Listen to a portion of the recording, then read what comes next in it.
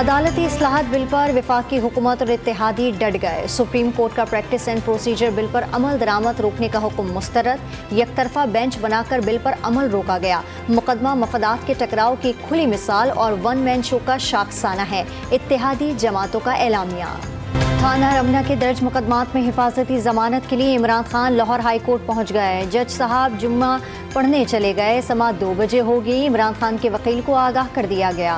पंजाब में इंतखाबात से मुतालिक केस की सुप्रीम कोर्ट में इन चैम्बर समाअत खत्म। इंतखाबात के लिए फंड्स जारी न करने के हुकूमती मौक़िफ़ पर अटॉर्नी जनरल को सख्त सवालात का सामना।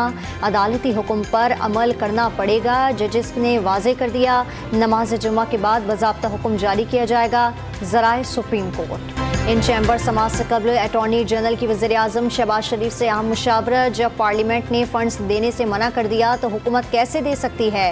वफाकी हुकूमत के पास इलेक्शन के लिए फंड्स जारी करने का कोई इख्तियार नहीं। अटॉर्नी जनरल की गुफ्तगू। कौमी सलामती की सूरत हाल पर अस्करी हुकाम आज कौमी असम्बली को इन कैमरा ब्रीफिंग देंगे। तमाम वफाकी वज़रा, वफाकी मुशीरान और अरकान को शिरकत की दावत। खराबियों को ठीक करने की ज़रूरत है। कोई ऐसा इकदाम नहीं किया जाएगा जिससे माहौल ख़राब हो।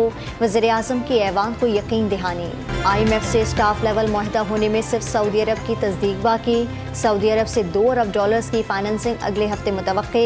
UAE ने पाकिस्तान को $1 अरब देने के लिए IMF को तस्दीक कर दी। पाकिस्तान को चीन से $30 करोड़ आज मौसूल होंगे। रकम से ज़र मुबादला के ज़खायर को मुस्तहकम करने में मदद मिलेगी।